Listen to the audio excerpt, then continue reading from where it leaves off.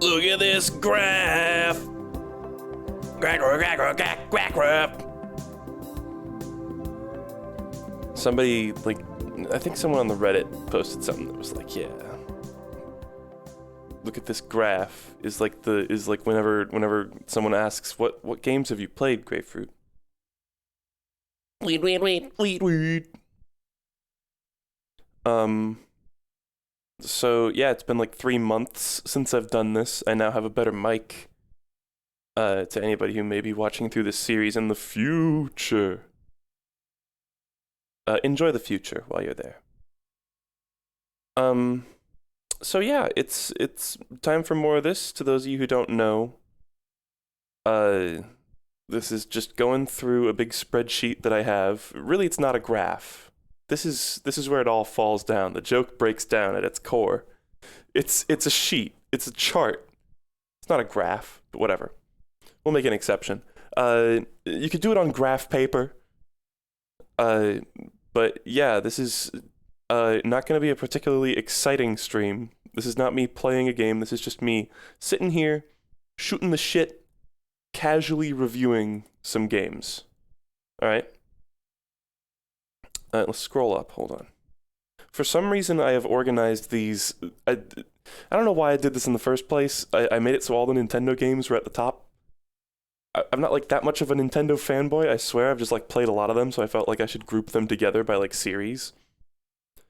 And since reviewing these games has taken so much longer than I thought it would, because I just take huge gaps between streams, it's just made it so it's like, okay, review Nintendo games that I've played recently, and then a few games that I played ages ago, like Night Sky and Limbo. I guess, some of these are holdovers, but it's kind of a weird format. I didn't plan this out very well, but whatever. Yes, I do have I have a full thing of water right here. It's warm water. Sometimes I'll pour warm water for people, and they'll be like, "Thanks for the warm water, you fucking weirdo." Actually, I think that's just Andrew. I wouldn't just pour warm water for anyone. Anyway. So starting off, I guess it has been a while. Really, all the info you need is up here. Title. This is what happened. Like, did I beat the game? Did I just check it out? Quick look is just like, especially with like arcade games or, Mario Kart, where it's like, we played some of it. I didn't beat Mario Kart 64 or anything. Some of these it says gave up. Open-ended are series that I just could come back to any day. Yes, I could play Melee any day. Not really. Like really warm water. Like, that soothes the soul, warm water. I'm not talking about lukewarm. That's weak. That's weak sauce. Nearly hot water. Anyway. Maybe this is just a weird thing. This is like talking about popcorn nose. Anyway. Why not just have tea? Because I'm lazy. I like tea as well, though. Anyway, Mario 3D World. Let me know if, like, visual and sound, if you guys can see and hear everything all right. Should be good. Mario 3D World. Oh, and I have it color-coded. I have a thing, so ostensibly if I type, like, a 5 here, yeah, it'll be yellow. Pretty cool. Lark taught me how to do that. And this is whether I recommend the game or not. And this is just, like, random shit. Notes when it's pertinent. Mario 3D World. This is the Switch port, so to those of you who really, really care, it's the one where everybody's a little bit faster, and you have the dive move, and you keep green stars when you die in a level, rather than losing them all. I think those are the only major differences, or there might be some other small things here and there. But it's basically, it's functionally identical to the original. I think maybe a little bit easier because of the speed and the dive, especially. The dive makes it so much easier to correct yourself.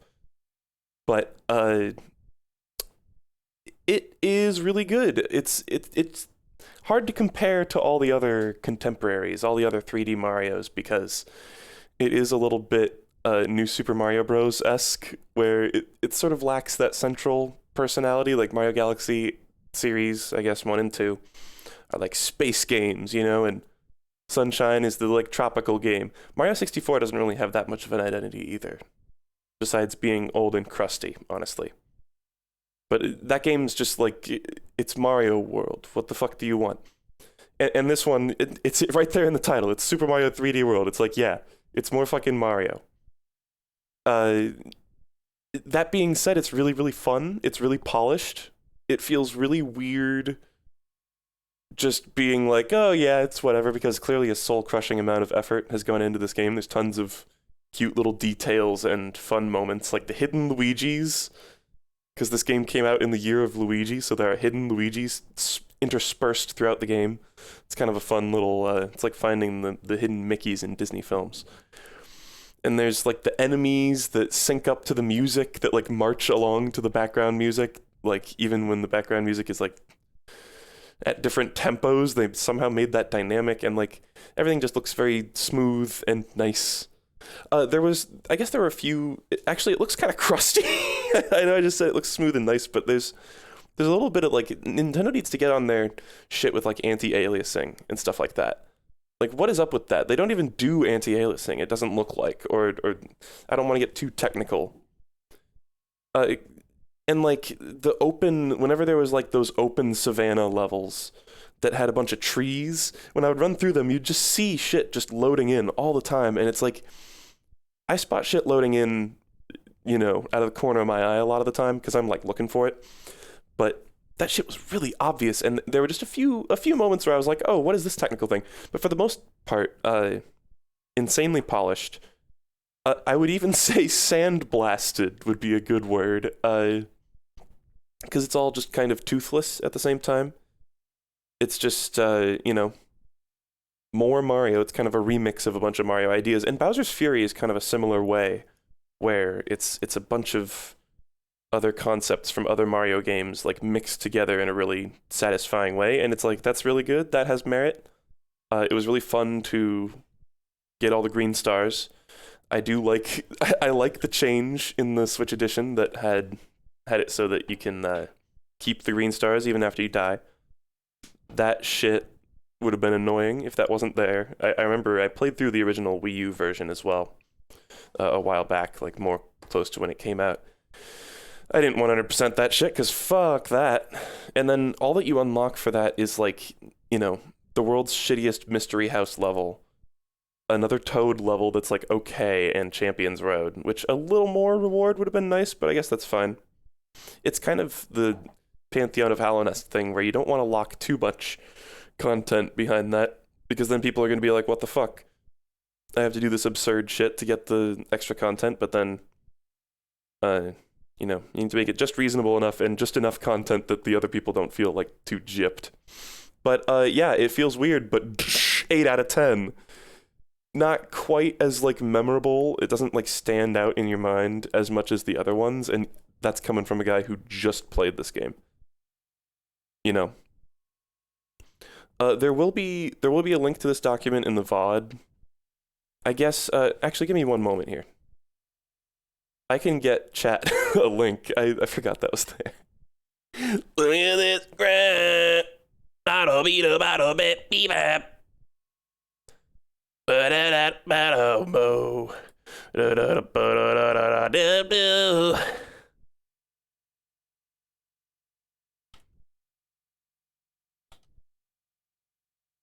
What?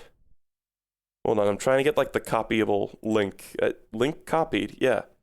So why can't I paste it? There we go. Should be able to check that out, chat members, and if you're watching the VOD, it's in the description. If it's not there, type Spanakopita in the comments. And I better not see. I swear to fucking God. If I see a single Spanakopita out of place, if I put that shit in there, I'm pissed. I'm pissed. Anyway. You can, in the chat, that's fine. Anyway. So there you go. You can look all up and down and see what games I've got. And you can see that it's kind of disorganized at the bottom. I have Half-Life and Thousand Year Door just sitting here because I'm still playing those. And then I've got all the, I've got all the PopCap games right at the bottom, and all the like Humongous Entertainment games and Dark Souls. Uh, it's a nightmare. Sorting these is a nightmare. Okay, but look, there's not that many. It's fine. We'll be fine. Okay. But yeah, Mario 3D World. It's good. It's got really great music too. Didn't I hear that Koji Kondo? I think I heard somewhere that Koji Kondo like played in the band for Mario 3D World, which is pretty awesome if that's true. It's not like that like adds like more tangible value to it or anything, but that's, you know, it's cool. And it's real catchy shit. I don't know if he was involved in writing it at all. I don't know if Koji Kondo even writes much music for Nintendo. I know he did like the Mario Maker tracks and shit like that. But I feel like his role there is more kind of like honorary at this point. But the spirit of Mario music is still very much there, and soundtrack is one of the best parts of the game. Honestly, I've listened to it, I'll put it this way, I've listened to it outside of playing the game, which is always a compliment. Yeah, Pikmin 10 out of 10, and listen, I don't put that lightly. Although, of course, these are all of these are, like, to me, of course, goes without saying, but this is all my personal experience with the games and how I related to them. Mario 3D World, yes. Especially Mario 3D World plus Bowser's Fury is a great fucking deal package if you didn't play Super Mario 3D World originally. Because Mario 3D World is amazing, and Bowser's Fury is an excellent add-on. Can I turn on dark mode? I don't know. I not to my knowledge, but probably somewhere. I don't know. I kind of like it like this. If it's all the same to you, it might not be all the same to you though. Judging from that comment, whatever. But yeah. Oh, also, lest we forget. In fact, how did this not make it into the notes here? I'm concerned, because I just copy these over. So this is implying that the note from this is just errantly just floating around somewhere here, which kind of sucks. But, Luigi Bros. I guess I can just Control F. No, okay, it's not just floating around there. But, stupidest side note ever. Mario 3D World also includes Luigi Bros, which is just another version of Mario Bros, which, friendly reminder, is a solid 2 out of 10. It is a crappy game. It has not aged well. I guess that is for the NES version specifically, but the arcade version's not much different. It's just a fact. I'm sorry. I don't think anybody's going to come rushing to Mario Bros. Defense. If you want to play a fun version of Mario Bros., play the version that came packaged with the Super Mario Advance games. Sorry to get all vitriolic about that, but Mario Bros. Like triggers me. It's such a ooh. It's like glitchy bad. It like doesn't even work. Anyway. The addition of Luigi does not even bring it up a singular point.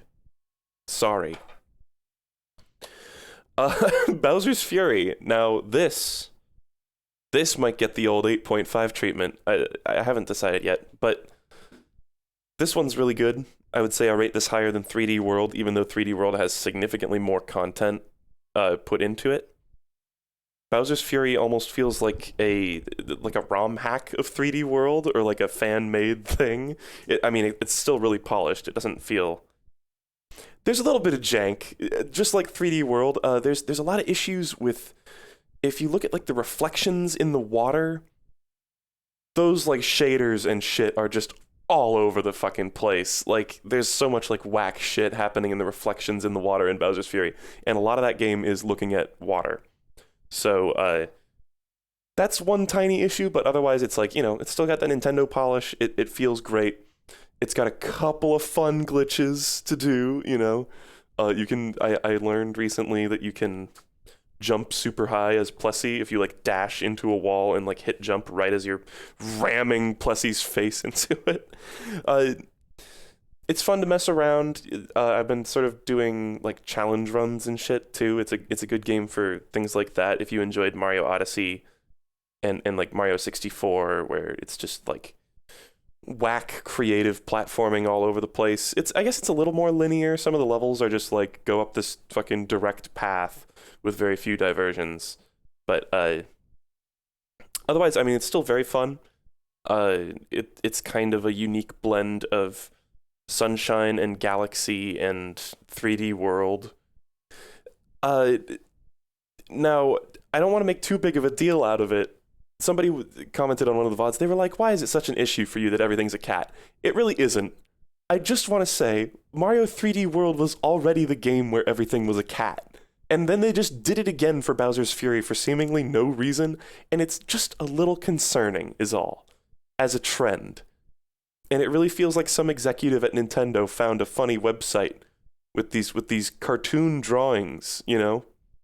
It just, I get that vibe that it's like it's not gonna like stop, and you know, I hope to be wrong about that, but it's just a little concerning, and it's like themed. Everything's themed around cats, but like why? It's like nothing that happens in Bowser's Fury has any meaning. It's got about the same depth as Mario 3D World, but I feel like it puts up vague airs to being a little more story driven when really it's just like you get barely anything. Like you get a little tiny bit of story and like character shit right at the beginning and right at the end. And that's it. You know? 3D Land was all Tanuki. I have not played 3D Land, so I wouldn't know. But yeah, sure. I think that fits into this. The next the next one will be a different animal. There was like flying squirrels in I almost said Half-Life 2 in New Super Mario Bros. 2. Oh man. Anyway, I just don't exactly know like why everything is a cat.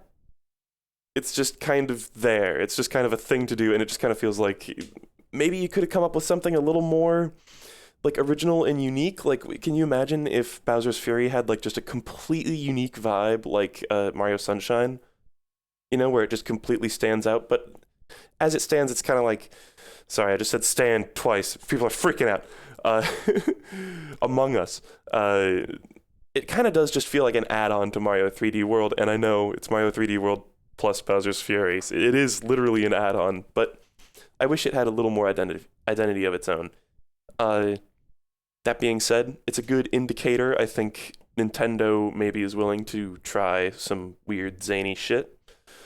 I'm down for that. I'm down for whatever weird shit, because I don't like when Nintendo is just being formulaic and just churning out the same shit. I heard speculation, and I myself speculated that Bowser's Fury originated as Odyssey DLC, and then maybe it just like took so long to like conceptualize it or something that they were like, no, let's scrap the idea. You know, people aren't really playing Odyssey much anymore. It's too late to release DLC. We'll just use the Mario 3D World engine when we re-release it and like make this instead. I don't know. I have no idea. But it's good. It's a little short. It's on the short side. That was the same sentence twice. It took me, like 6 hours to 100% just at a leisurely pace, which I'm not saying that's a bad thing. I'm fine with like bite-sized games, but that's just something to consider if you are looking into playing this. But that being said, I don't think it's possible to buy this game without also buying 3D World. Is that true? I think that's a thing. So, these are all just things to consider. I don't know. I don't really consider this series a buyer's guide or anything, but I do like to think maybe some people are coming here to just get the opinion and see the one opinion that matters, mine, and see if they want to buy the game. That's why we got the recommend tab. And yes, I would definitely recommend Bowser's Fury. The whole Bowser thing, I mean, let's mention Bowser a little bit. It has the whole cycle where It goes, "Oh, what a horrible night to have a curse," and then Bowser shows up and he goes like, "Rah." uh, that particular aspect of the game, while ambitious and cool and like well programmed and shit, uh, it's a little annoying and kind of like upon replaying the game, which I did a little bit. I replayed the game like halfway through, just to get some like clips for the video, and all the stuff where it's just like just wait for Bowser to be around or just happen to be like near some Bowser blocks and then just stand next to them, bait him into shooting them. There's like 10 different shines in the game that are just I haven't counted and I'm not gonna fucking play them for you like Joseph Anderson, but there's so many shines that are just that, and there's just a tiny bit of that Mario Odyssey like filler feeling in it. I don't know. And like there's like several different bunnies that you chase around. It's like, stop making us chase a bunny, and you're reusing it too. So this is like unique ideas for levels that could have been used, and then no, it's just a bunny shine, whatever. I guess those are unique shines just out in the overworld. Do those? I don't know if those count towards a specific area. Well, whatever. But it's cool. It's a cool game. Great music as well, just like 3D World. Really gets stuck in your head. Why is the spreadsheet like 1/4 of being finished? Not to sound mean. Well, I'm just not done yet. I'm sorry, I'm working on it right now. If you'll give me a moment, chat. I'm working on it as we speak. Do you want me to like go watch the VOD and watch it on like 2.0 speed if it's stressing you out? Yeah, I'm gonna give this the 8.5. Sorry, 8.5 is like my standard, like it's basically good, but it doesn't do anything super exceptional. Also, my formatting, my custom formatting doesn't work. I think it's because I pasted this in here from another spreadsheet. So can I like copy formatting? I'm sorry if anybody's like, paste format only. There we go. That's a pretty slapdash way to do it, but sure. All right. This was due before the weekend. Oh no. Slacking off. Anyway. But yeah, Bowser's Fury, Mario 3D World, they're great. They're nothing super, like, they're nothing to like write home about. It's like if you're gonna play any Mario games, I would definitely suggest Sunshine or Galaxy 2 more. But it's also good. I think that's like the general consensus too, is like also good, but nothing too crazy. But they get a recommend. Anyway, WarioWare Incorporated, Mega Micro Games. Should I actually? Is it like? Should I have like the cent sign or whatever, or like the dollar sign? I don't know if that's part of the title. I think that was just a stylization on the cover, actually. But this game is the first WarioWare game. This game rocks my fucking dick off. This game is amazing. WarioWare is incredible. It's a very unique series, and I think before WarioWare, was there anything like it? I'm sure there was like maybe one or two things that were similar, but for the most part, it's got a great feeling of like being something so unique. It's just, I guess, to people who have never played it. I almost said to nobody that's ever played it, which maybe would have been technically correct, but sounds super weird. To people who haven't played it, it's just a series of really, really fast mini games. Every mini game is in its own unique sort of graphical style and has just like some nonsense situation usually, or you know, they can make sense, I guess. And you have like 5 seconds to like figure out what to do. It gives you like a 1-word prompt, like sneeze or something like that. And you're like, what do I do? How do I sneeze? And you have to like figure it out. It's kind of panic inducing. It's very adrenaline pumping for a fucking GBA game. It's very atmospheric. I think there's a lot of really good The GBA, a lot of games sort of suffer from the amount of compression that they had to use on the music, but WarioWare kind of like stylistically like leans into that and almost has like a lo-fi vibe. It's really cool. Like there's certain songs on the soundtrack that are like actual human like singing, but just compressed, super, super, super crusty, and it actually sounds kind of cool with the with some of the ambient scenarios they got set up. Like the one I always remember is the inside of the taxi cab, with the windshield wipers going back and forth, and like that weirdly good animation of like the rain going off the windshield. And they've got that or whatever. I don't even remember how it goes, but there's like some cutesy song that's omega compressed. And I'm like, you know what? This is a very unique vibe, especially for Nintendo. It's like, oh man. I said this a lot of times, but it's primo Nintendo weird. They just went absolutely bonkers for this. I don't know much about like the specific teams at Nintendo that work on the different games, but whatever team worked on this, I think they're the same people who made Rhythm Heaven. They are whatever they're smoking. I want some, because they just go absolutely nuts. It's kind of like same energy as Mario Party, but like amped up to a trillion times more, like zany.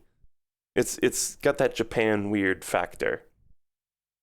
And yeah, I guess my one complaint would be there's a bit of a Verlet swing effect here, which that doesn't, to people who are just watching the reviews, that doesn't make sense because we haven't even got to Verlet swing yet. But weird difficulty spike in the last level. It's like all the rest of the game, all the other levels are like fairly easy, doable. You just have to like get a high score in each level, basically.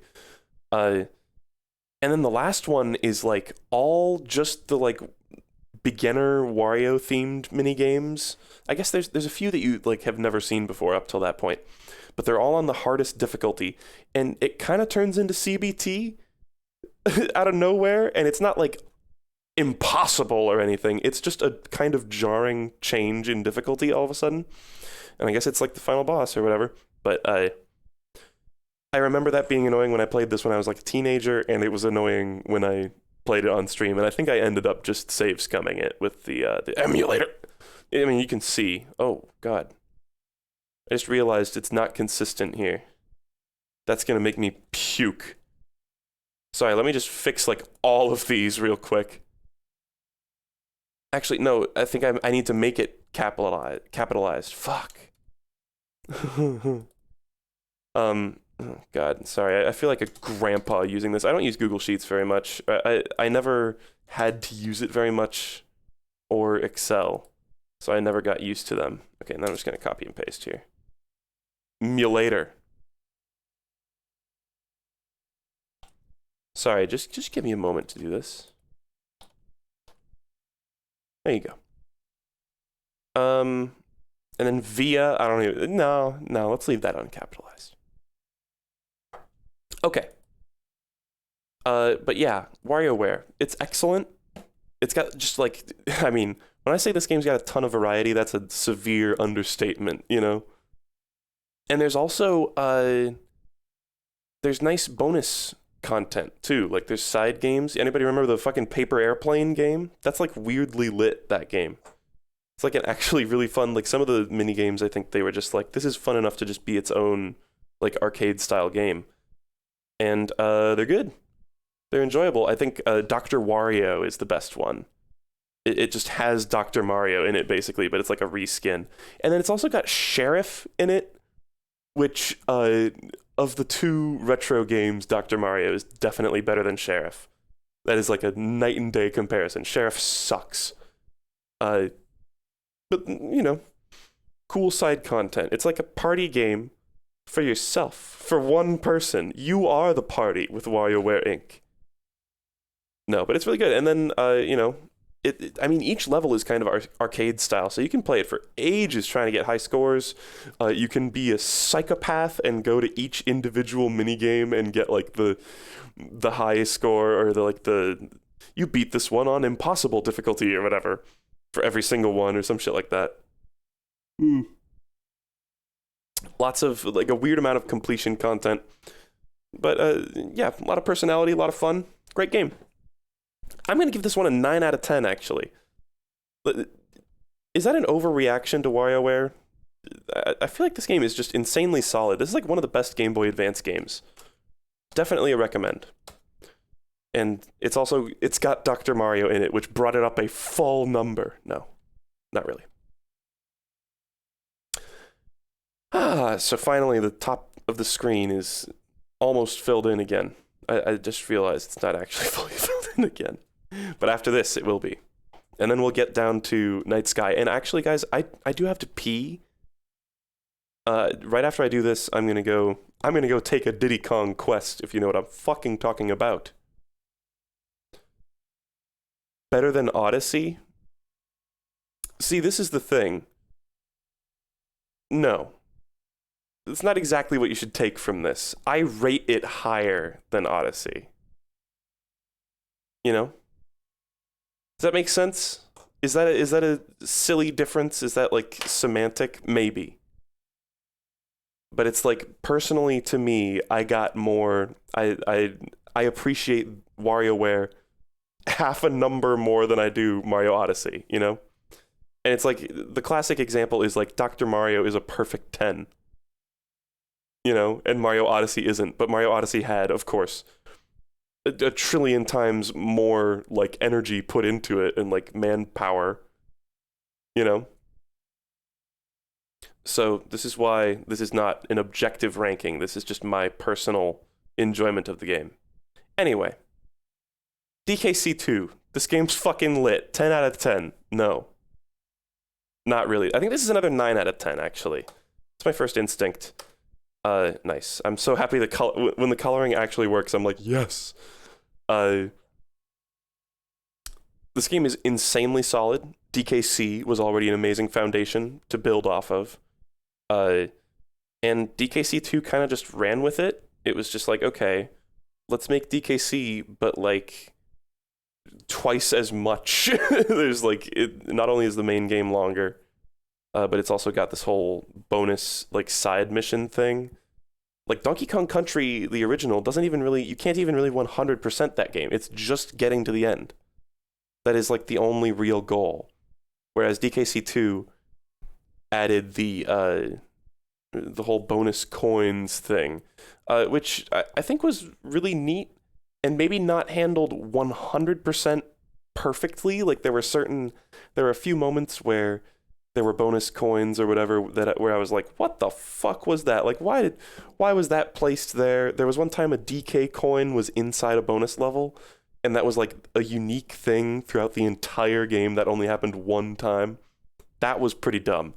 And some of them were pretty obscurely hidden, although none of them were like, I feel like none of them were truly bullshit at the same time. Like, they were mostly, there was usually some sort of clue, it's just some of them were really well hidden.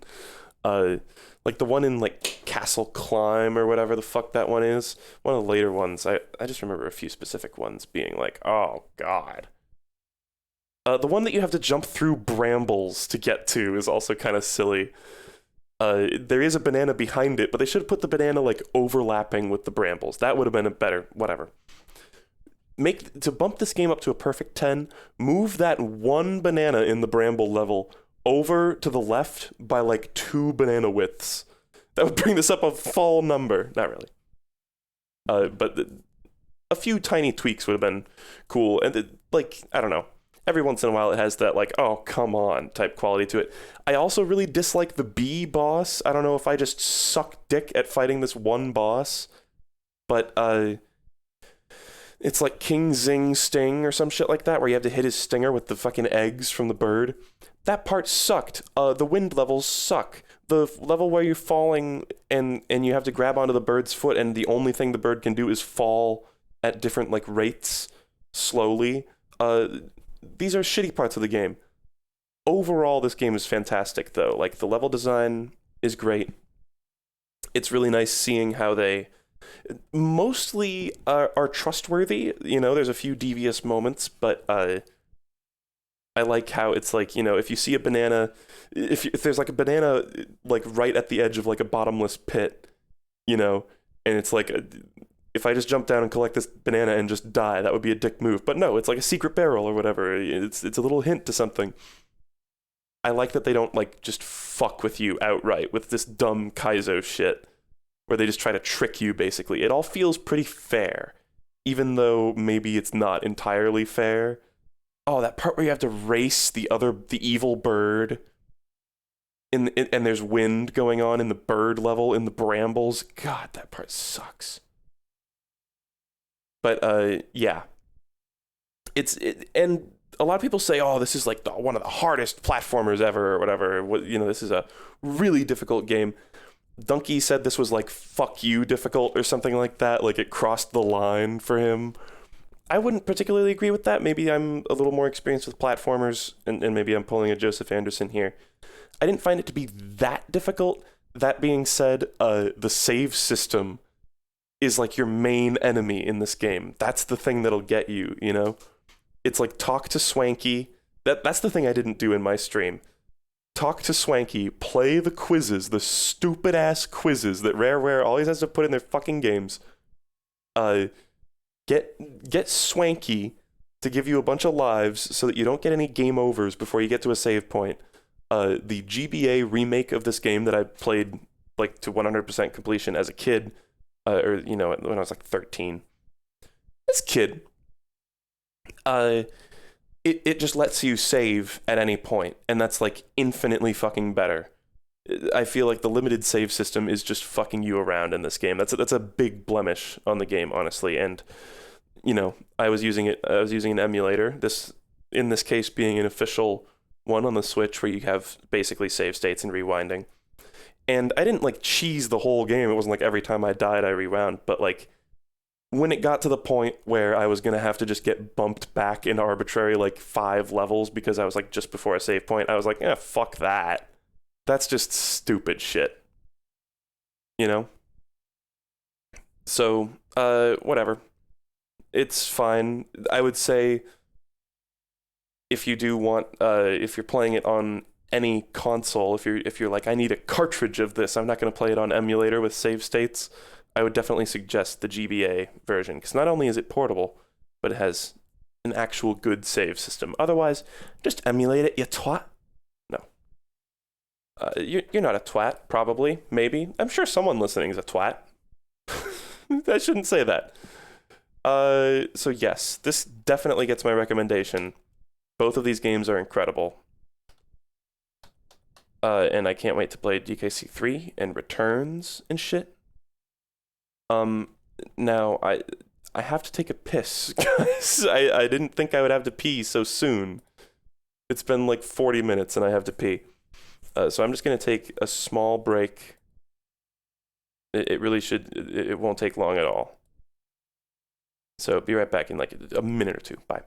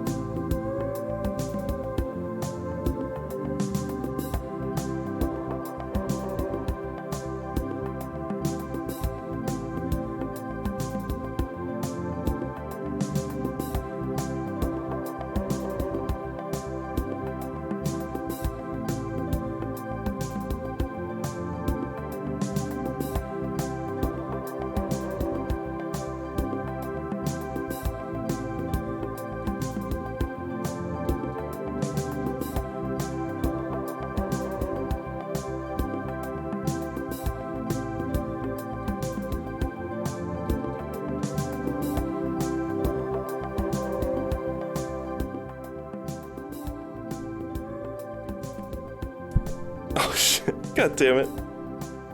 No, nothing worked. None of this joke worked. Fuck. I was gonna go, hold on, I got my coat here. All right, I'm back from peeing.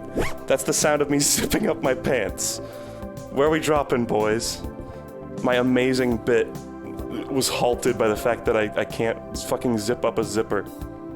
I'm not even wearing zippy pants. I'm wearing sweatpants. Whatever. BRB. We're done with this. It's a crusty BRB. Somebody said, what is this song? And I'm just going to post it in chat. Again, if you're watching the VOD, it's in the description.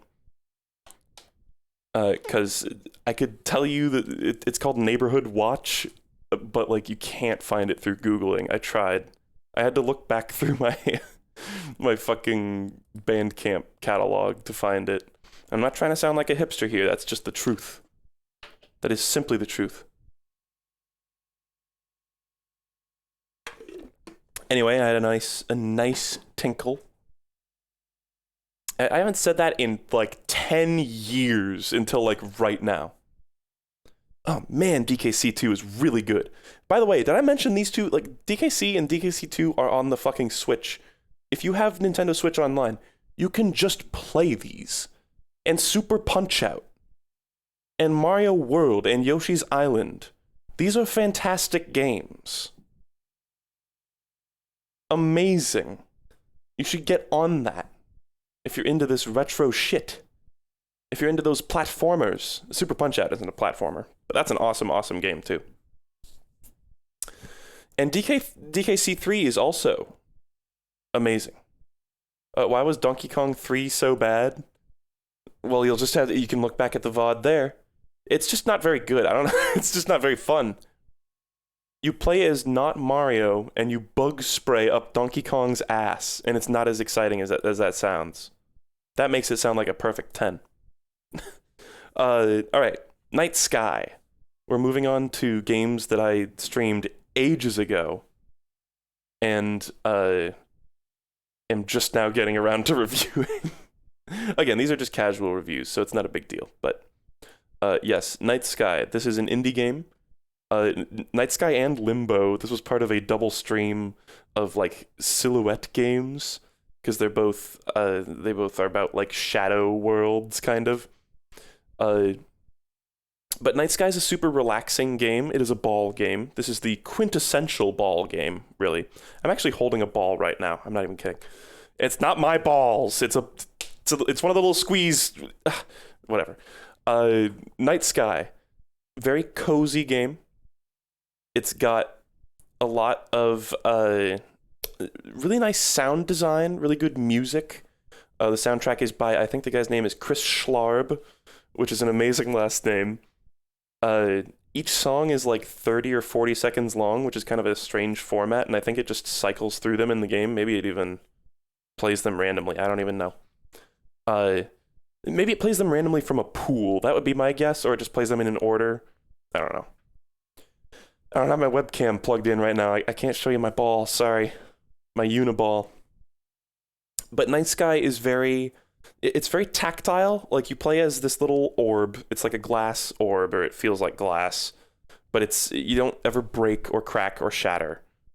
It's just the sound of, like, glass on, like, cement rolling around a lot of the time. And, like, clink, dink, dink. And there's lots of very satisfying sound effects. Satisfying physics-based movement, where your only mode of transport is just by rolling. Sometimes you'll get put inside a vehicle that like uses like cogs and gears to just mechanically turn the wheels of like a car or whatever. Why is everybody saying no? Because I can't do my balls? Because I can't show my balls on screen? I'm sorry, guys. But Night Sky's excellent. It looks really good, too. This is by the same guy who made Knit and Knit Underground. Knit Underground, in particular, has a really cool visual style. Like, half of that game, we'll get to that. That game's a doozy. But it's got this really nice style. Every once in a while, this guy, I think his name is Niflos, the guy who makes these games. Something like that. I think isn't isn't it like the team is Niflos? I always get them mixed up with Niklas, which is the team that worked on Binding of Isaac Rebirth. But I think his name is Nicholas. I don't even remember what his last name. He's got a foreign last name that I don't know, and I'm sorry. I'm not trying to be racist here. I just don't remember what the hell his name is. But he's a cool guy. I like his games. Every once in a while, he will have inconsistencies in his art style, though. Like, in Night Sky, every once in a while, there will be these little stupid, like, cartoony things that look totally out of place. Because mostly it's all just silhouettes and, like, you know, it's all just environment mostly. But every once in a while, there'll be a little animal. Like, there's a little snake at one point, and it's like you can't even interact with the snake. It's just sort of there. I think the snake looks okay, but every once in a while there'll be this little thing with like these clip art looking like googly eyes, and I'm like, what are these doing here? Like, get these out of the game. They don't fit in there. And it's kind of like how in Knit Underground, the designs of the characters, it just doesn't fit the world at all, and it looks totally jarring and weird. Night Sky only has a couple of those moments. Knit Underground has that throughout the entire video game, though.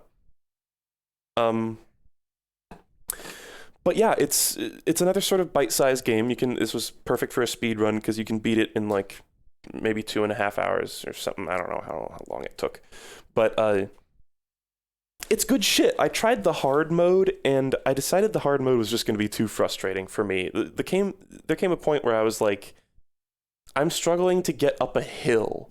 There's just an incline, and it's just a really steep incline. And I'm in this shitty vehicle that tips over if you go any speed at all, basically. I remember it very distinctly.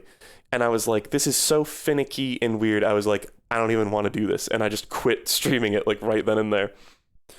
And I stand by it. I don't want to sound like a diva. But hard mode was a bit much for me. There's not too much story to Night Sky. It's all just moment-to-moment, like, sort of tactile, fun, physics-based gameplay. But it has like basically a cutscene at the beginning that's like something about like, oh, I found a ball, this orb at the beach, this mysterious orb made me feel bizarre or something. I don't even remember. It's basically meaningless.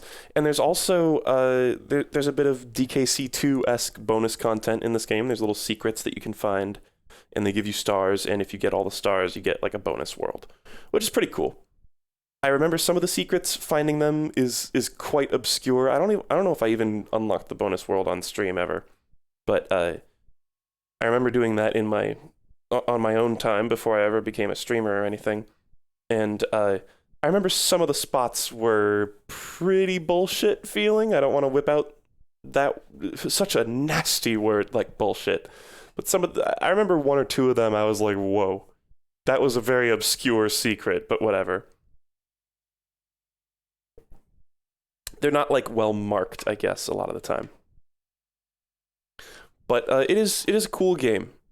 Really, really nice music. I would say even if you just like very pleasant, sort of cool ambient music, lots of acoustic instruments, and simplistic synths, then this soundtrack is really, really nice to check out.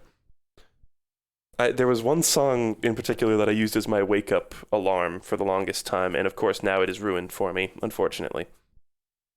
This game's great. I would give it an 8, just a solid 8.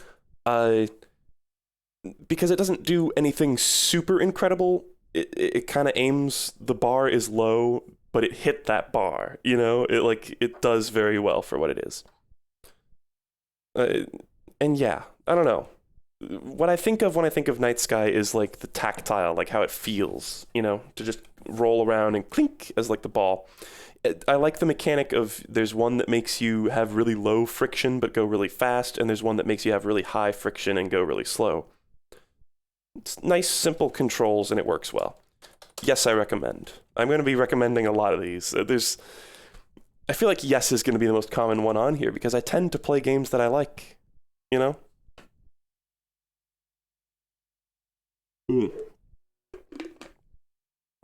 Sorry, I'll have to give me a moment. These streams only tend to go on for like an hour and a half each, by the way, unfortunately. Just because I get tired and my voice gets worn out. I know I just took a BRB. I know I'm not going to leave quite yet, but we're getting there. I will review Binding of Isaac this time. I know somebody was like, "Oh, I got like you got so close to reviewing the Binding of Isaac, and then it like got bumped lower down the list." I'm sorry about that. Is Brainstormed on this list? Oh, yeah. Yeah. This is every game that I have played. Like this even has like games that are basically a tech demo, you know? Like I don't know, I guess the Zion Garden, that's not even really a great example. But like weirdo indie games like the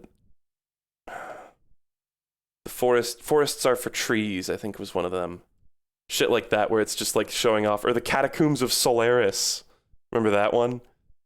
So it's just any non-Flash game. And there's a separate list, and I already went through and reviewed all the Flash games before anyone asks. There are already VODs up of that as well. Anyway, Limbo joining the ranks with Kaforos and VVVVVV of all caps games, the alpha race of all caps games. What else do we got? Fez. I'm off, just off the top of my head.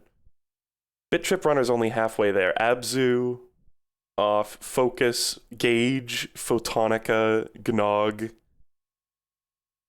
That's a power move, making your game title all caps. Anyway, one of the things I like about having the spreadsheet is I can look through and sort of like see data like that. Limbo is really, really cool. I very much enjoy this game. This is a nice horror game. I would classify it as that, even though it's like I guess it's what you call a step platformer, where it's a platformer, but it's not like Bing Bing Wahoo platformer. It's like, oof, fall over and drag this box over here so that you can climb up on top of it and then climb a ledge after that, you know? It's more that type of stuff.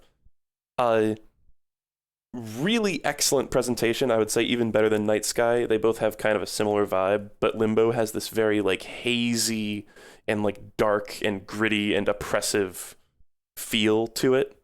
Really, really cool indie platformer. It's one of those ones that maybe upon seeing the trailer, you'd be like, oh, this is just kind of some pretentious shit. But it really is really absorbing and immersive. It's not it's not evil Night Sky. It is evil though. This game is it's one of those ones where most obstacles you will fall into some sort of trap, and then you'll be like, okay, well, now I know not to do that for next time. It's kind of trial and error based gameplay, I guess is what I'm trying to say, but it's done in such a way that it doesn't feel annoying. It's not like Super Meat Boy, like it's not like you have to do some crazy execution. It's just you have to figure out like a simple puzzle. And a lot of the shit is avoidable. I'm sure you can see a lot of the traps coming. I'm certain you can see some of them. But there's just so many great moments in this game, and it's another one like Night Sky where I feel like the overarching thing, like I've heard that like the developers said that this story of the game is like it's something about a boy going to the afterlife to rescue his sister or something like that. And I've heard a lot of like theories about how at the very end of this game, and this sounds like a spoiler, but it's really not, you crash through a pane of glass at the end of the game, like insanely slowly too. It goes like, oh, and it like slows down to the point where it's like you almost don't even see it moving at that point. It's like, I remember when I first played it, I was like, man, is the game like glitching out? Is this broken? Is it supposed to be doing this? But I've heard lots of speculation about that, and how about that's like a car crash that like sent you to the afterlife, and that's why you find your sister after that or whatever. I don't know. It all feels very vague, and it feels like it's not really the important thing. The important thing is just the feeling that the game gives you through just the ambience and the way that it's played and the hostility of everything. I mean, anybody who's played this game, if you know what I'm talking about when I say the spider, you know, there's very, very memorable moments and lots of parts where it's sort of, the game fucks with you in sort of creative and almost funny ways. There's one part in particular that I always remember where the spider is, it's chasing you, and you need to like, there's this log that you're standing on, and you need the spider to step on the back end of it so that it'll work like a seesaw and you can jump up to a ledge. And so it's like you need to wait for this spider to be like right next to you before you can actually move, which is it's got lots of sort of clever little moments like that. Really cool soundtrack.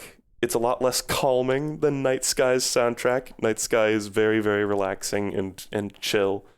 Limbo is very like dark and moody and even more ambient. There's not a lot of particular instruments in the soundtrack, but it's really cool. It's a very unique atmosphere, very stark, I guess is a good word for it. And yeah, I guess there's just nothing else really like it, although I guess there are imitators. I haven't played Inside also, as I should mention. Some people in chat have been talking about Inside, and I'm not saying that's the imitator. There's some other games that I've seen that are pretty, like, obviously imitators of Limbo, or at least have taken heavy inspiration. But it's really, really good. The second half of the game is kind of lackluster compared to the first half, I guess. It becomes a lot less like cool interactions with like the Lost Boys and bugs and shit, and a lot more pushing around boxes in a factory with like gravity puzzles. But even then, it still remains cool. There's so many memorable moments, and it's sort of satisfying moving through the world with like everything's kind of physics based, a lot like Night Sky. It's also got great game feel. There's a great saw a great video essay about how Limbo has amazing game feel. It's by Innuendo Studios, if you'd like to look it up. That's an amazing sort of description of one of the many ways that Limbo is pretty exceptional. 8.5! It's real good. I know I just said exceptional, but like at the same time, I'm like not huge on horror. I guess it like doesn't, and like the overall thing, it's like, yeah, it puts me in a weird mood. I like it. It's a cool vibe. It's not one of those ones where it's like, oh, I'm going to go replay Limbo, whereas Night Sky is a lot more replayable. It's kind of I don't know. It's like a cooler artistic experience slightly than Night Sky, but at the same time, I guess it doesn't really, I don't know what I'm even trying to say here. There's not like an amazing core to it. There's not an amazing core there that's like, this is just excellent. Like everything about this is great.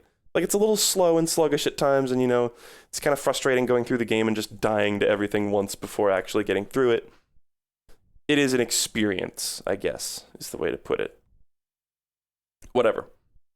It's good, though. I would suggest it. It is a great game. I'm trying to think if there's anything else to say about it. Main character kind of looks like me when I was a kid. I had a big head and that kind of like tall hair. I guess there's the side quest of getting all the maggots. I never even did all that shit, though. But just all the physics in that game. I always remember the part where you're walking across the hotel sign and it's just like breaking apart underneath you. That always just looked really, really impressive to me. And it's all like an indie game made by like fucking like 3 people probably, which is always impressive.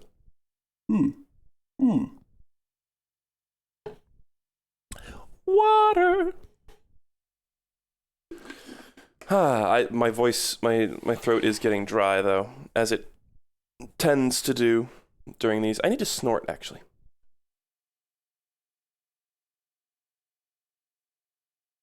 Yeah. Okay. Binding of Isaac, here we are. This is a bit of a crossover with the Flash game list.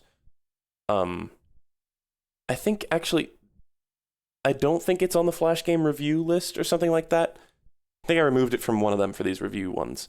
But on the normal spreadsheet, it kind of crosses over because this is one of those Flash games that is so good that it like transcends being a Flash game and became a legit game.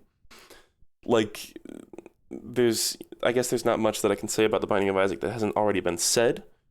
But we can blame The Binding of Isaac, I think, for the insane fucking explosion of roguelikes and roguelites and whatevers in the past, decade or so.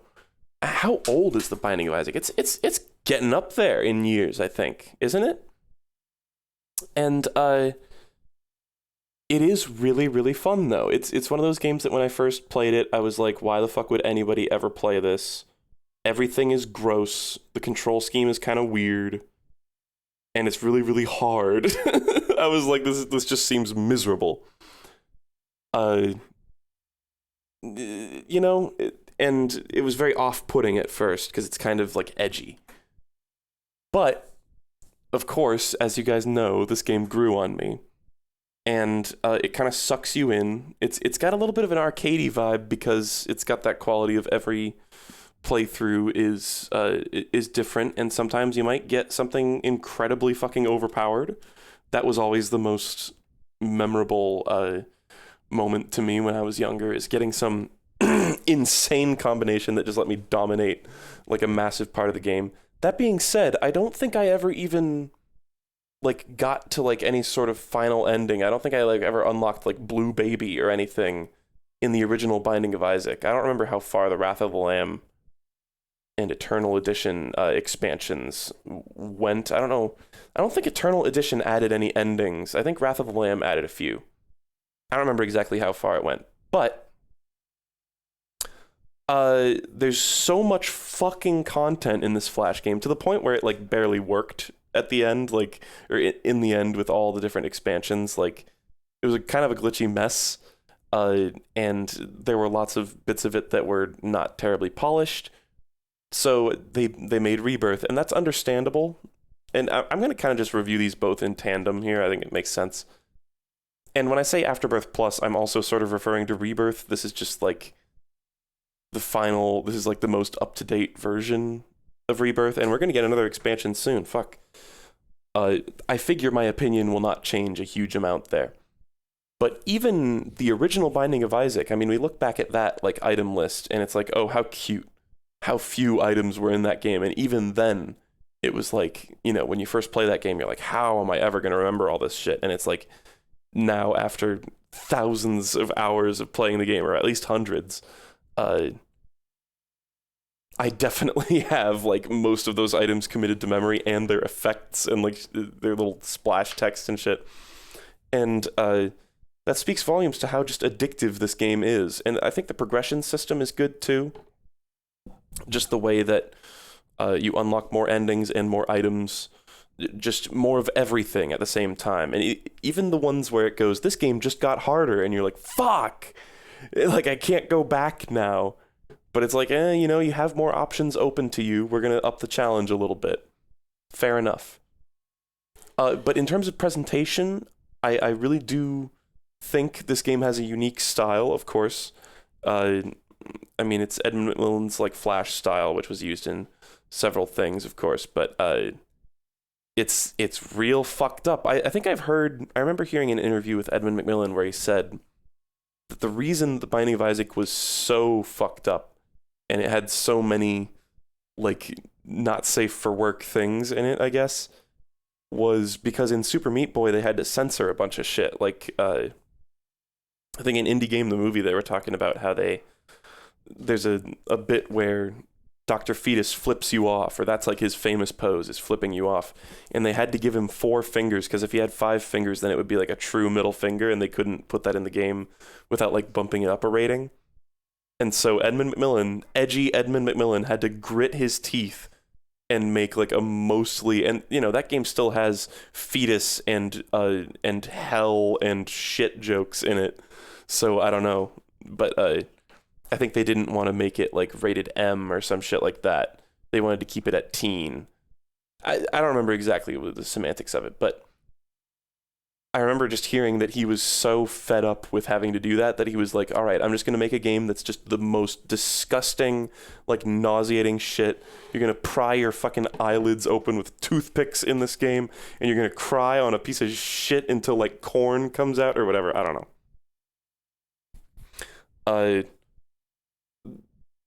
but it's a very unique style. The original soundtrack by Danny Baranowski is one of the best fucking soundtracks of our age. That shit is amazing. Just the original.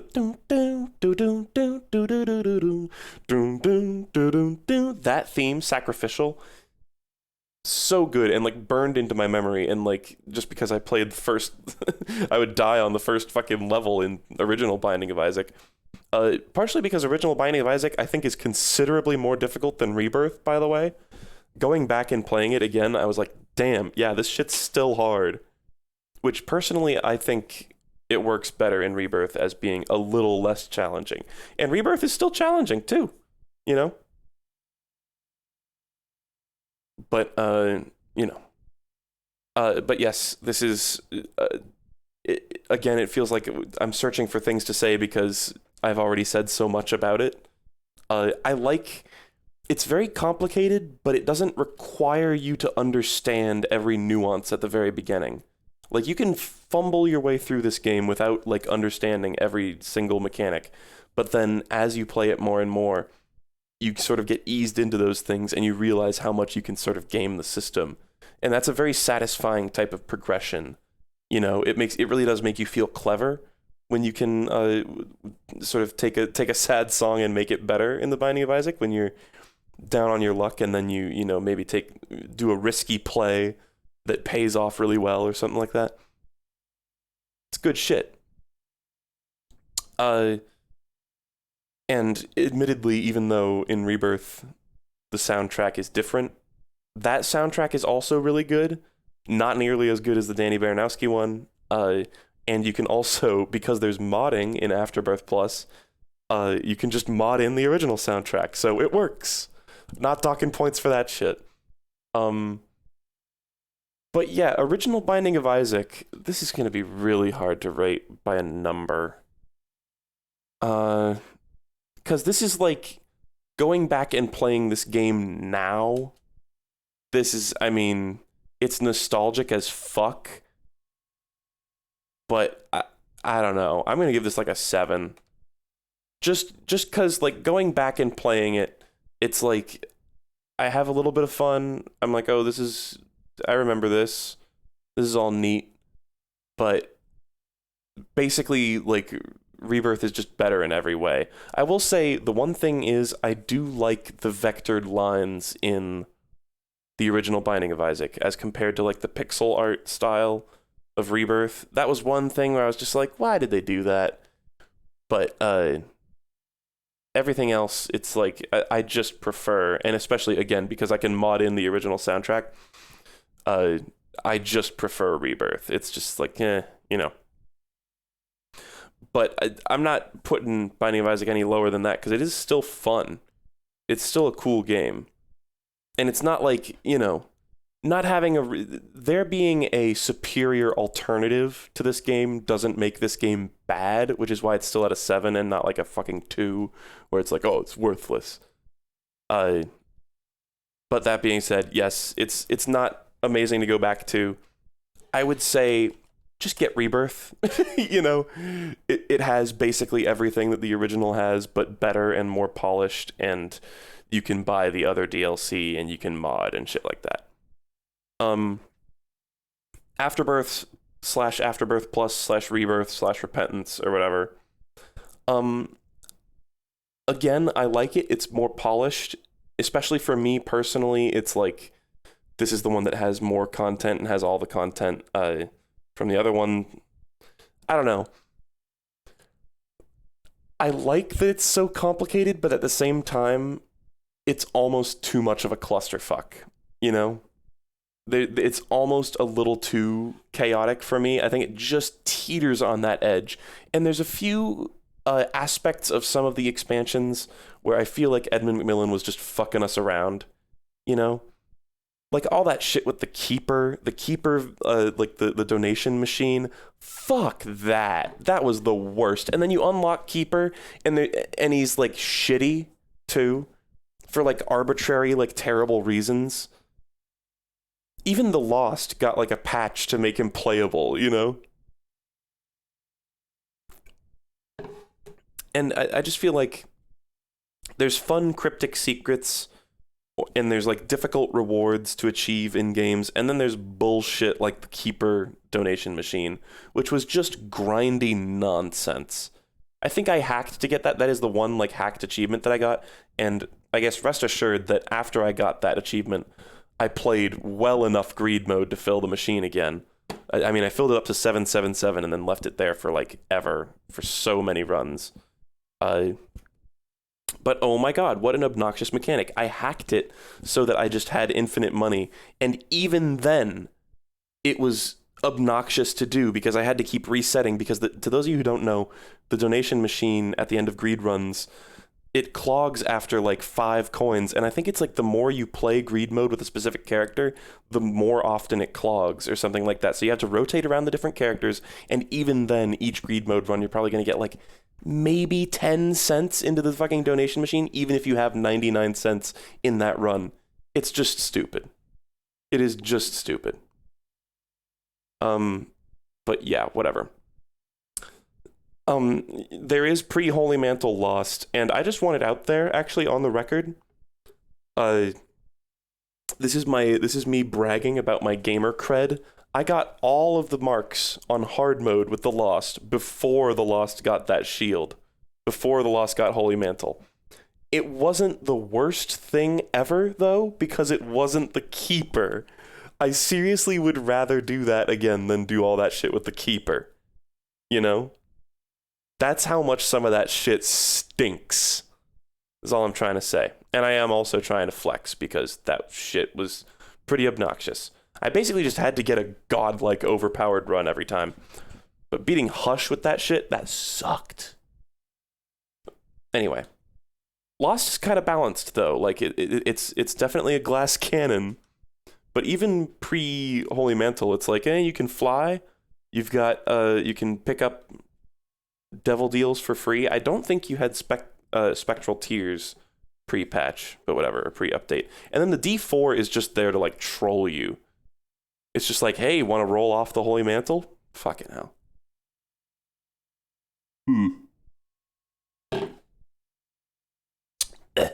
Anyway.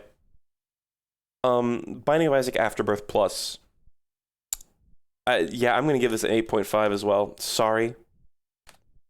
I guess 8.5 actually isn't really that common on here. I think there was just a streak of like Mario games had it. And then I also put Bowser's Fury at that. Whatever. I keep saying that as though that's a meme, and it's like, it's totally, like, it's pretty evenly spread, actually.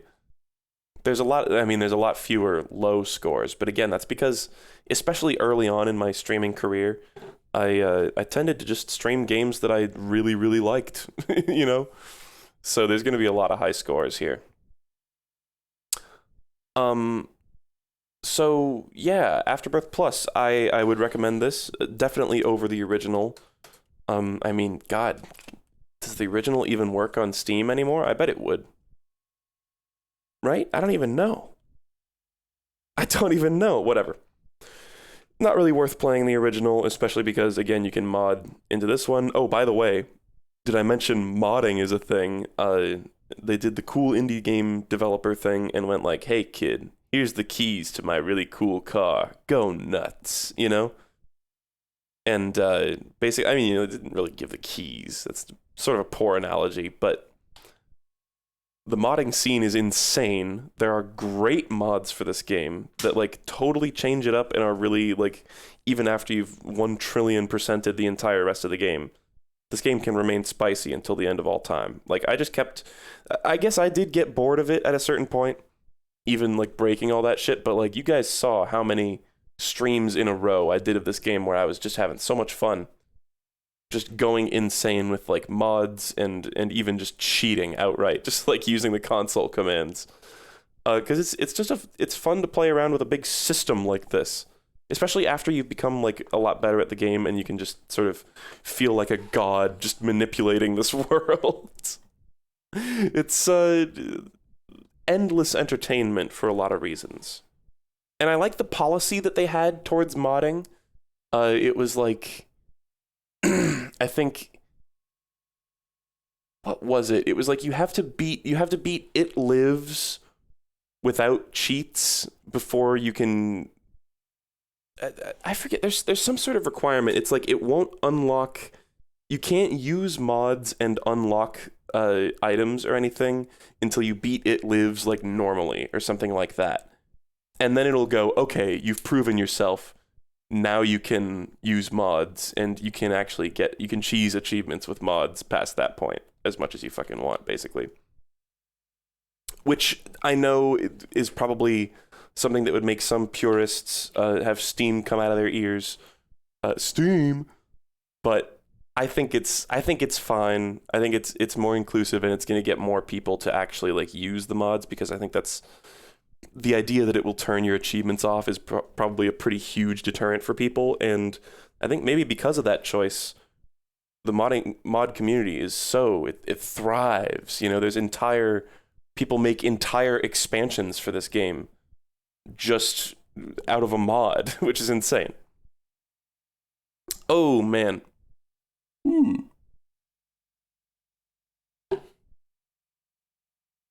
Throat is getting dry. I'm going to sign off soon.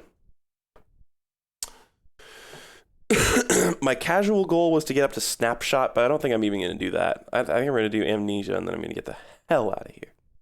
And I'm going to try to do more of these in the coming week. I know I say that, and then I'll not do this for like 3 months, but I really do want to do more of this. It's just that I must do it in short spurts, I guess. The game gets to a point where it looks like a music visualizer. Yeah, I actually got contacted by the people who made Fiend Folio, and I hate to say I ghosted them. I did not respond, because I was like, I'm just not feeling playing Isaac right now, man. Especially, like, I think I only just barely care enough about the official expansions for it, you know? And it's like, as cool as, like, the mod expansions are, I don't really personally care enough, really, I guess. Just because there's already so much to fucking remember in that game, and it's like, oh god, I'm going to learn this whole new thing just for, like, a mod.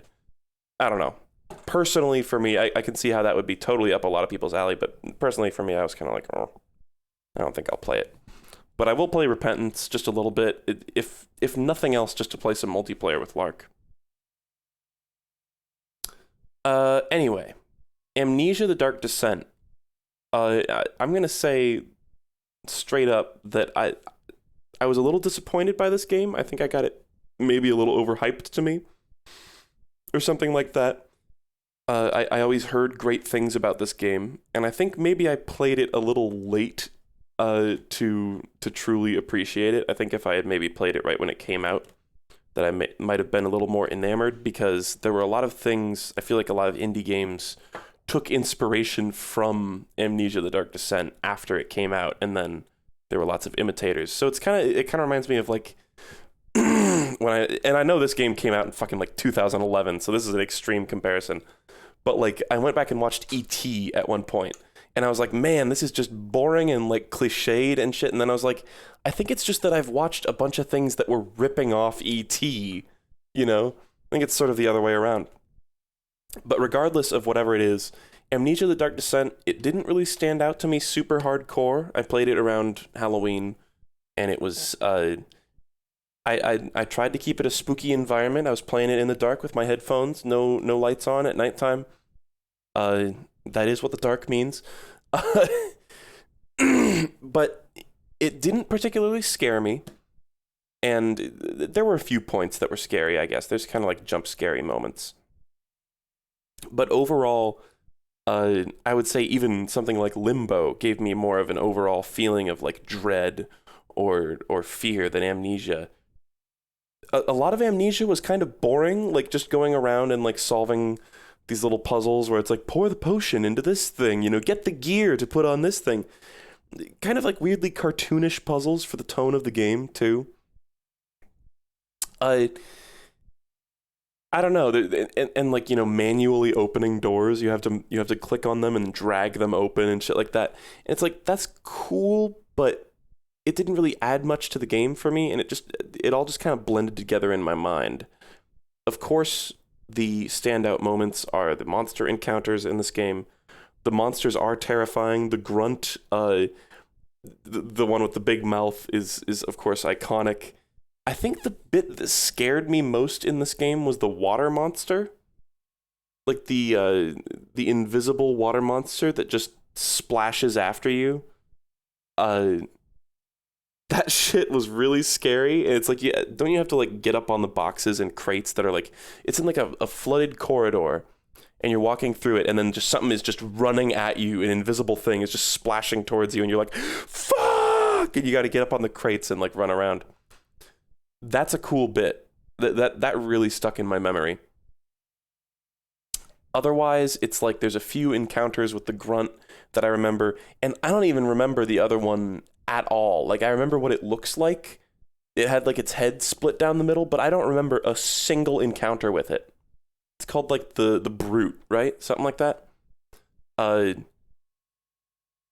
don't know. There were just certain parts of this game that were just really unmemorable. I remember there was one part that was really like goofy, where a bunch of grunts appeared. There was like 10 of them at once, and it just looked really silly. I think it's hard to make a video game, like a horror video game, where a silly moment won't happen, I guess. And then on another level, I didn't really give a shit about the main plot of the game. Like, the main character is like Alex or whatever, right? Something like that. I didn't give a shit about him. I didn't give a shit about the guy whose head we cut off. He was an obnoxious NPC. I hated that bit where he was in like the hub area and he was chained up to that like torture machine, and he just kept moaning at me every single time, like, you know, not literal like but just like complaining at you every single time you walk past it, and you're just like, oh my god. And then you have to fucking pick up his head and carry it around. Thankfully he doesn't yell at you while you have him in your inventory, but there was just, I didn't feel absorbed. I don't even remember much about the plot of the game. I mean, ironically, it's Amnesia, lol. Funny. But I really don't remember much about any of the characters. All I remember is like specific moments that were kind of scary and like imagery. Like the walls bleeding or getting like all weird and plussy like that. You know, some of the creepy stuff, the like the centipede fountain that has like a baby's face, and then it's got like there's a pair of legs coming out of the water of the fountain. Lots of those types of things like stick into my mind real good. But overall, like actually playing the game moment to moment, it's like even hiding from the enemies in darkness, it's just kind of boring. You just go into a corner and then they go away. And it's like, okay, that wasn't really that absorbing. I don't know. It wasn't terribly challenging either, which I think it's kind of nice. You know, Limbo has that feeling of hostility, just because it kills you so fucking much. And I'm not asking for something frustratingly difficult, but just something that feels like there's a little more adversity. Overall, I don't know. I was not super absorbed by it. I think 6.5 sums it up for me. Because there is cool stuff in it, and I don't want to like take that away from it, and I don't want to take away from this game like its historical significance. In fact, I'm probably going to bump it down to just a 6. But I just was not that absorbed by it. I guess I just heard that it was really scary in particular, and that was something I was really let down on. And I've definitely had other gaming experiences where I'm not one of those people who's like, oh, I just don't get scared at video games or whatever. So I definitely don't feel like it's that type of situation. It's just something about it just didn't really work that well for me. I think the strongest thing is just the imagery and like walking through the old house. I remember like, you know, going through like a broken window and sort of edging along the ledge outside and seeing like all the trees out there. Really cool atmosphere and shit like that, and really cool imagery, but again, just the actual video game, the mechanics of hiding from the monsters and doing the puzzles, it was all just kind of boring and not particularly scary, and I didn't really give a shit about the plot. Like at the end, there was like this climactic thing where the guy's like, it's all come down to this, and I was like, sure. When do I get to see the credits? And go play fucking like the Return of the Obra Dinn instead. So you know, uh, it's fine, but I don't think it's for me. It was neat to go through it. I think a lot of my enjoyment was just like seeing things and being like, oh, I've seen that before. Now I like get what that's from, or things like that. Uh, and I guess, was this one of the progenitors of the sanity mechanic? I feel like this is a common thing now in games, is having like a sanity.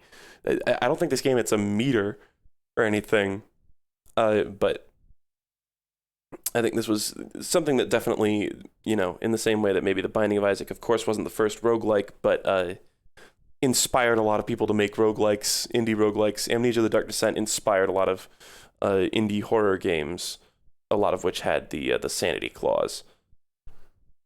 So I can appreciate its impact. You know what? I hate to keep just bumping it down, but even 6 feels a little high up for me. I'm going to put it at 5.5 and leave it there. That's where it stands. And I'm not just trying to introduce some yellow to the list. I swear to God, that's just really how I feel. I just keep looking at that 6 and be like, recommend? Personally, no, but take this from somebody who is not particularly a horror guy. So maybe there's just something about it I didn't get or something. Take it with a grain of salt. If you're one of these people who's like super into horror, There was a GameCube game with the sanity thing. The Sainty thing. Was that Eternal Darkness or something? I think I've never played that, so that's just a random guess. Personally, I would say your time is perhaps better spent elsewhere. Which it just feels wrong saying that after hearing, like, a lot of my friends, like Andrew really likes Amnesia. I remember when we were younger, be like, oh, Amnesia's so cool. And I'm not trying to sound like a contrarian here, but yeah, not huge on it. And I will play Machine for Pigs at some point. I've heard that Andrew said that game was like funny, and I'm kind of looking forward to that.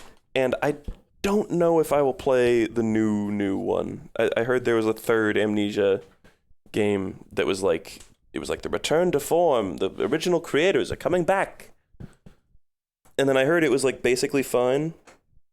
Really the only thing I heard about it was the Zero Punctuation review, and then I heard like nothing else though.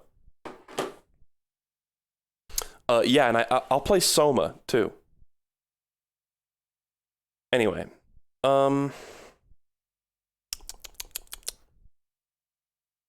let's save Oberdin for next time. Oberdin's really fucking good, and I'd love to gush about it, but my voice is getting tired. I want to go do other things. So I'm sorry that these streams are usually just about exactly an hour and a half long. But I guess that's just how long it takes for my voice to start wearing out a little bit of just talking and not doing anything else. But I do like doing these. I will try to do them more as the week goes on. Hopefully, what I want to do, eventually, is just have this list all filled up, and just have to do a review stream once every like few months or something. It's like every 30 games that get added to the list, it's like, all right, I'll do another one. I guess every stream I go through like 6 games, though, to be fair. So we might be here a while, folks, although admittedly, a lot of these games that are sort of fodder, like crappy NES games, we got a bunch of arcade games here at the bottom. A lot of these should go quicker than others. We got like, whack games and shit like that. True Hate. I don't think I'll be dwelling on True Hate quite as much as I dwelled on fucking Mario 3D World. Will I update the spreadsheet? Well, I'm doing it right now. There's a different spreadsheet for just games I've played with like links to the VODs and everything, and then this is the specific review one. So again, if you're watching the VOD, check that description, or I'm sure someone in chat has you hooked up with the other one, or I could probably just post it.